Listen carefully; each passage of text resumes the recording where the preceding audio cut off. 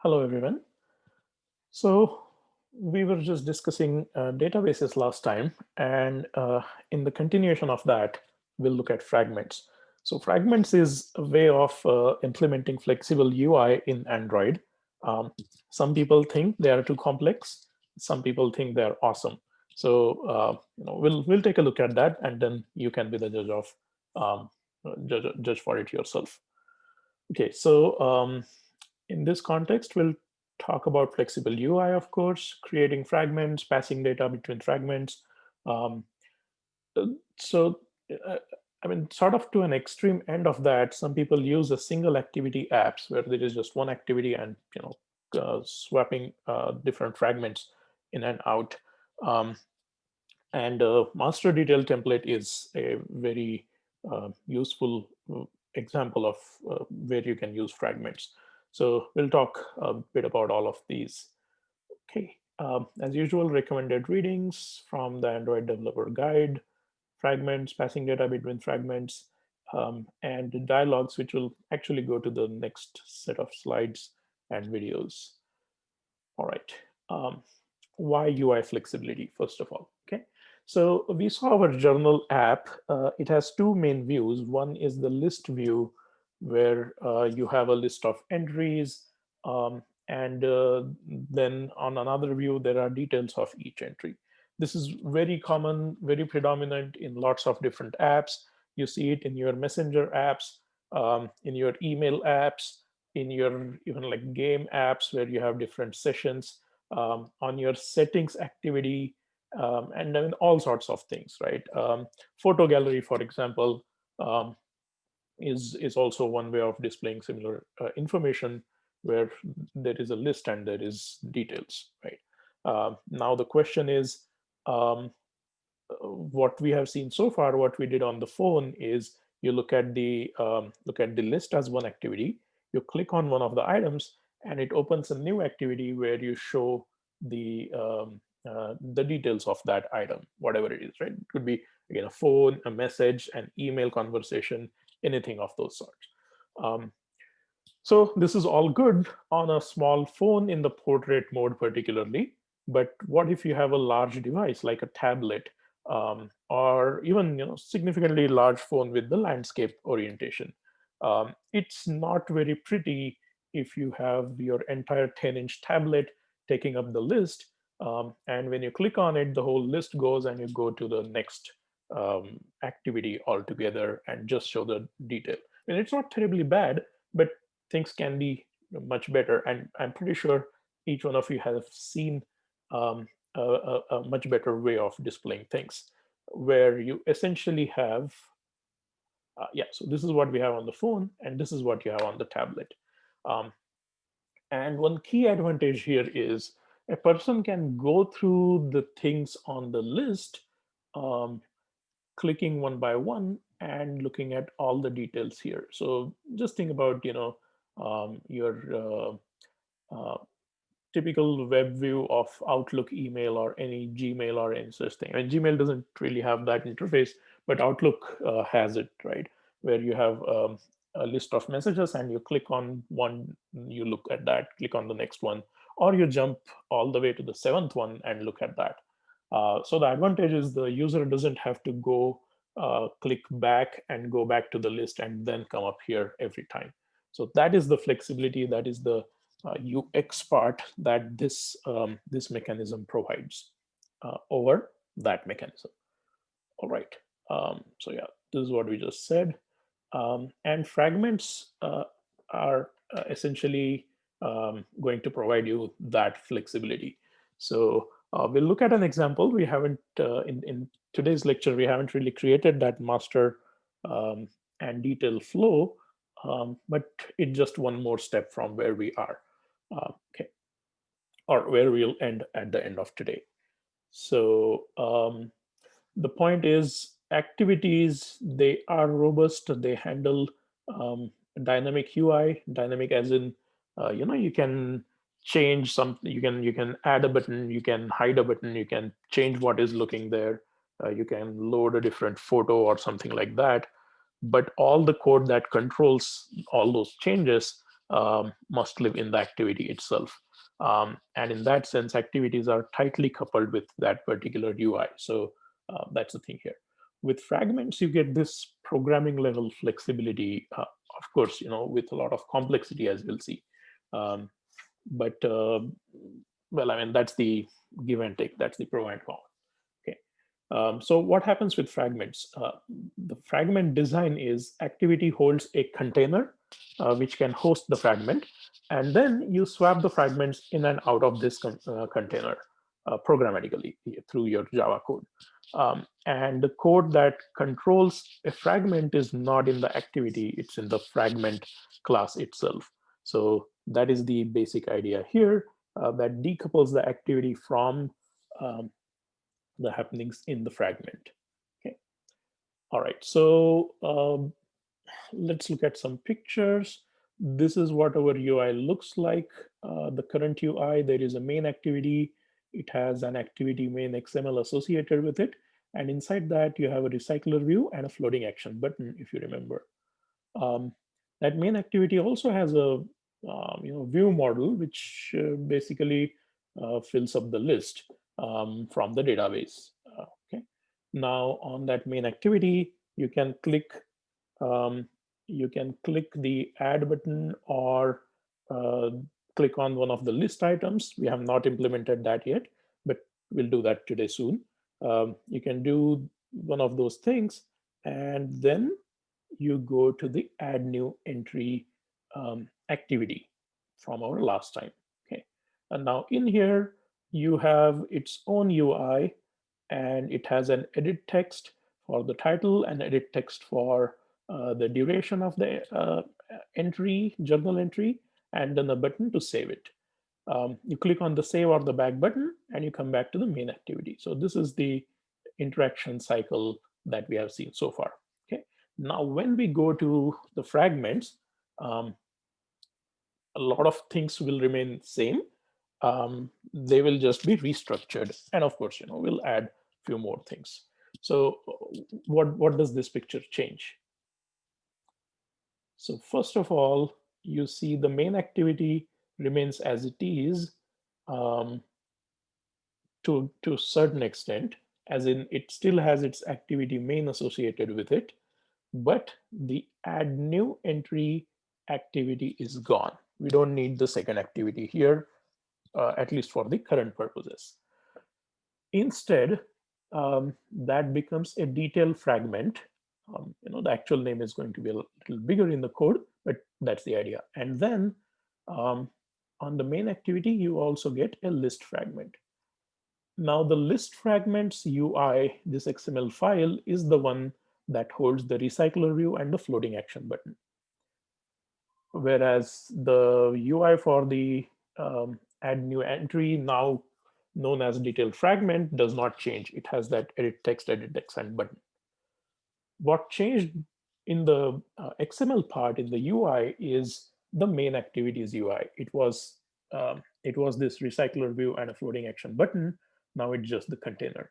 And this container is going to host a list fragment to show the list, or the detail fragment to show the detail um, dynamically in the program based on the user interaction. Okay? So that's the key idea here. Um, then you see the interaction of the add button or the click list item button and save or back button between the two fragments, not between the two activities. And we'll still have that view model for the fragment. Now it will be associated with the fragment lifecycle, not the activity lifecycle. And we'll have another detailed view model, which is associated with the detailed fragment. Okay. So first, there is a lot of restructuring of the code. A lot of things go from the main activity to the list fragment, and things with the add new entry activity, they remain with the detail fragment, most of them, and then we add a few more things. Okay, so that's the big picture idea here. All right, so main activity. It no longer has all those button click listeners. Instead, let's see what it's doing. After its typical on create set content view, it's going to create a fragment. We call it current fragment.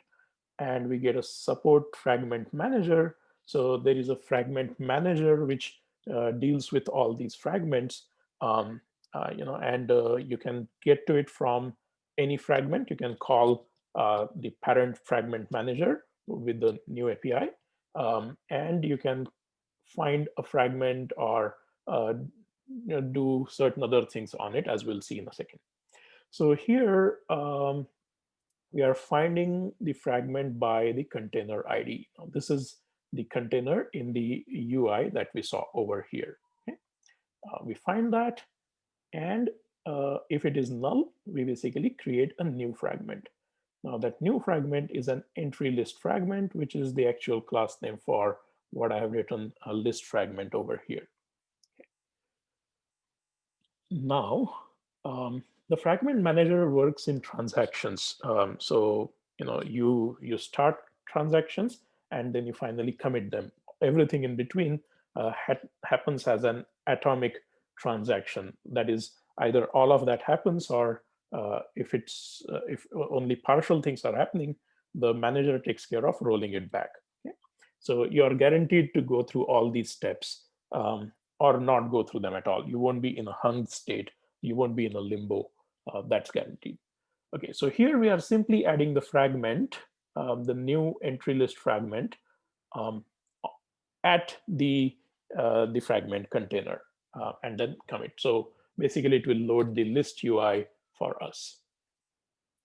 Now, coming to the list fragment, it extends the fragment class, and it has the view model. And this code looks exactly like our previous uh, part of onCreate from the main activity. So no new surprises, nothing new here yet, at least. Okay. So what you see here is there is an onCreate in the fragment itself, indicating the fragments have their own lifecycle method. So let's quickly take a look at the lifecycle um, of a fragment. You see a lot more methods than an activity, but here on the left, the activity state table, you'll see they are identical. These are the states that a fragment goes through, and these map to the activity lifecycle states that we are already familiar with. Let's look at some of these methods. Many of them basically map to activities, so you know how they work. But there is first method is on attach. So this is when the fragment is getting attached to the context. In most cases, it will be an activity, and you can do certain things here. And of course, correspondingly, you have on detach. So the things you save or load here, you will release at the other end. Again, just like the activity life cycles. On create, which we just saw, is when the fragment is being created. You would initialize components that you want to retain over the paused and stopped state. So basically, if you want something to be saved or persisted in the created state all the way through to destroyed state, you can't have it after that, of course. You can deal with those things here. Okay. On create view. So after on create, you don't have on start, you have on create view, where you start drawing the UI. And this method should return a view object. We'll see an example very soon. Um, it's that's where you connect it with the layout that you create in XML. Okay. Then we skip to the paused state. So this is not necessarily on. I mean, this is not about the on pause, but this is what happens when you go from on resume to on pause. So usually, this is when the user navigates backward by clicking the back button. Um, what what you want there is the current fragment should go, and the fragment before that should load. Okay, so that's again a stack operation, and we'll see how we do that. So any changes should be committed during this transition. Uh, for example, the database changes, we should commit them at this stage, ideally. Okay. So at on pause, like the activity, the fragment is partially visible. By on stop, it's completely not visible. So the same rules apply as with the activities. Yeah, and finally on detach, it's being disassociated. Okay, so similar lifecycle methods, lifecycle stages. Um, of course, there are more details with all of these. I'll leave that for you guys to read from the documentation. Okay, so let's now look at what's happening inside the list fragment, entry list fragment for us. Okay, so we just saw it's on create. So here, uh, where we basically loaded the view model, and then there is on create view, where as we said, it should load the UI. Now remember, this is where we have the recycler view now. It's not in the activity, it's here. So this is where you set the click listener for the floating action button. This is where you set the recycler view, its adapter, its layout manager, and all these things. Okay, and this is also where you observe the changes to the view model all entries, right? Um, yeah. So this is where, oh yeah, by the way, you should make the adapter and the view holder also inner classes of the fragment now, not the activity. So mm, you'll move like 80% of your code from the activity to this fragment. Okay. um, yeah, and this observer, if you remember, this is going to trigger the adapter if there are any changes on the database. Okay, that's what it's doing. Okay. Um, on the detail fragment, there are some more changes. So what we want to do here is um, we want to use, I mean, these are changes not just because of transition to fragments, but because of this additional functionality that we are going to deal with here. And in that process, we'll basically learn about, you know, transferring data between fragments. So what we'd like to do here is use the same UI for both creating new as well as updating an existing entry. Okay, and that makes sense because what do you do when you update an entry? You basically have the same fields that you had when you created it. You just edit them and save them, right? Like editing a contact on a phone app. So we should be able to reuse the same UI. That's the idea here. Instead of creating a new one, a separate one for a new entry and another one for update entry, that won't make sense. So clicking on the plus floating action button should load it with empty boxes, or zero for duration, or some such default values. But clicking on a list item should load it with that item's data, so you can edit it and not start from scratch. Now, if user hits save, the entry should be updated. If the user hits back, then the changes should be discarded or ignored. That's the plan here. Okay. Um, and now the question is, how do you get the journal entry from the list to the detail fragment? Now, if it were if it were activities, we created intent, passed it, and did that, right? Um, Here also you could do intents between fragments, but that is not recommended. There are other ways which we are going to look at now. So what we need to do is we need to pass the UID from the list and then fetch it from the database. That's the right way to do. You wouldn't want to pass on the item details um, from one fragment to another. That's that. I mean, for our app, it may be small, but in general, that could be a lot of data, and you would want to do the database fetch operations by the view where it's going to show and so on. Okay. Um, so for this, we'll have to make a lot of changes on the lower layers, basically starting from um, the the DAO itself, then the repository, and then the view model. You'll have to expose a new API for extracting just one particular entry based on its ID. We don't have that yet. So that's what we are going to do. And since the database call should be an asynchronous, we'll use some room library tricks to get that done. Okay.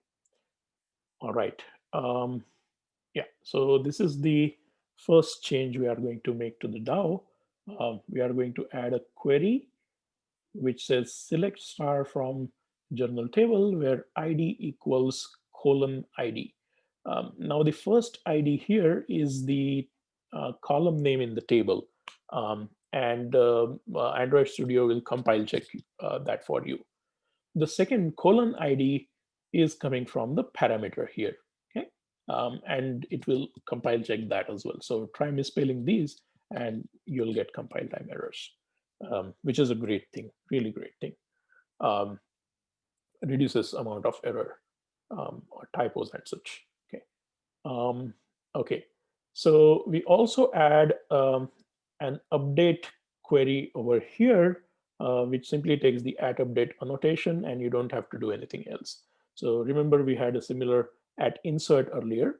This is an at update.